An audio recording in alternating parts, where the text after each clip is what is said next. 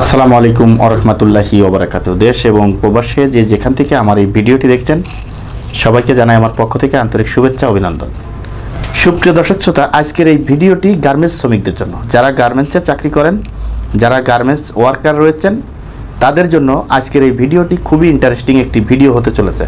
দর্শক, এই জন্যই বলবো যারা গার্মেন্টস শ্রমিক রয়েছেন, যারা গার্মেন্টসে চাকরি করেন, সবাই আমার এই ভিডিওটি ধৈর্য সহকারে দেখবেন এবং যার কাছেই যাক না কেন এই ভিডিওটি একটু শেয়ার দিবেন, শেয়ার দিয়ে কমেন্ট করবেন এবং লাইক করবেন।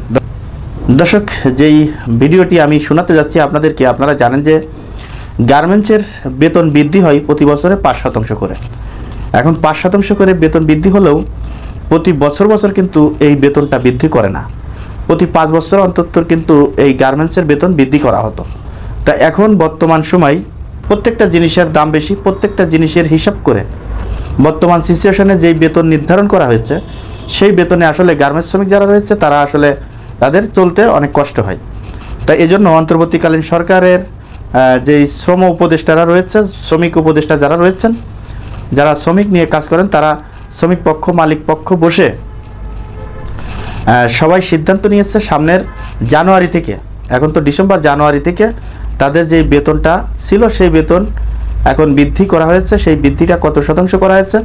শ্রমিক পক্ষের দাবি ছিল 12%, কিন্তু শ্রমিক পক্ষের সাথে বসে মালিক পক্ষ এবং সরকার পক্ষ এবং শ্রমিক নেতারা বসে সবাই মিলে সিদ্ধান্ত নিয়েছে। সেই সিদ্ধান্ত চূড়ান্ত সিদ্ধান্তই পৌঁছেছে যে বার্ষিকী বেতন বৃদ্ধি বা ইনক্রিমেন্ট হবে 9%। আগের নিয়ম অনুযায়ী প্রতি বছর 5% ইনক্রিমেন্ট সঙ্গে নিম্নতম মজুরি 4% যুক্ত করা হয়েছে। জানুয়ারি মাসের বেতনের সঙ্গে যুক্ত হবে এই ইনক্রিমেন্ট। দর্শক, বুঝতেই পারছেন যে আগে 5% বৃদ্ধি হলেও সেই সাথে এখন 4% আবার বাড়ানো হয়েছে, যুক্ত করা হয়েছে। সর্বমোট 9% বৃদ্ধি করা হয়েছে। প্রতি বছর এই বেতনটা বাড়বে। আগে যেমন 5 বছর পরপর বাড়তো, এখন কিন্তু সেটি নয়, এটি এখন থেকে প্রতি বছর এই বেতনটা বৃদ্ধি হবে। তো দর্শক, গার্মেন্টস শ্রমিকের জন্য আসলে একটা সুসংবাদ বললেই চলে। তারপরেও আমি বলবো যে গার্মেন্টস শ্রমিকের বেতন, আমার যতটুক ধারণা, আমি যতটুক বুঝি, আমি যতটুক জানি, আমার বিবেক থেকে আমি বলছি, সেটি হলো যে গার্মেন্টসে যারা চাকরি করেন তারা অনেক পরিশ্রম করেন। তাদের সাথে আমার অনেকবার কথা হয়েছে, শ্রমিক পক্ষ যারা রয়েছেন তাদের সাথে অনেকবার কথা হয়েছে। তারা বলেছেন যে আসলে বর্তমান যেই গার্মেন্টসের যেই কষ্ট এবং গার্মেন্টস শ্রমিকদেরকে দিয়ে যেভাবে কষ্ট করানো হয় এবং তাদেরকে যেভাবে প্রোডাকশন ধরে দেওয়া হয়, এই অনুযায়ী আসলে তাদের বেতন অন্তত সর্বনিম্ন 20,000 টাকা বেতন হওয়া উচিত ছিল। দর্শক, আপনারা জানেন যে 8টা থেকে 5টা পর্যন্ত গার্মেন্টসের হাজিরা। এখন 5টার পর থেকে যে কয় ঘন্টা ডিউটি করানো হয় সেই কয় ঘন্টা ওভারটাইম দেওয়া হয়। কিন্তু এই যে গার্মেন্টসে যারা চাকরি করে, আমি তাদের সাথে কথা বলে আমি যেটা জানতে পেরেছি সেটি হলো যে তারা মাসিক বেতনে চাকরি করে।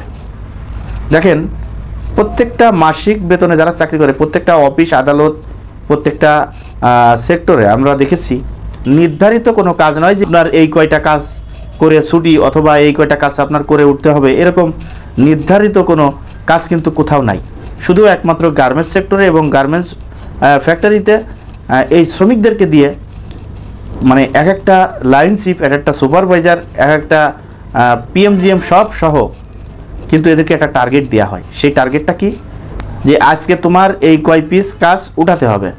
তা এখন আমি বলবো, যদি তাদেরকে দিয়ে এভাবে কন্ট্যাক্ট করে দেওয়া হয় যে আজকে তোমার এই কয় পিস কাজ উঠাতে হবে, তাহলে তাদেরকে কি কন্ট্যাক্ট হিসাবে তাদেরকে কি নিয়োগ দেওয়া হয়েছে, না মাসিক বেতনে নিয়োগ দেওয়া হয়েছে?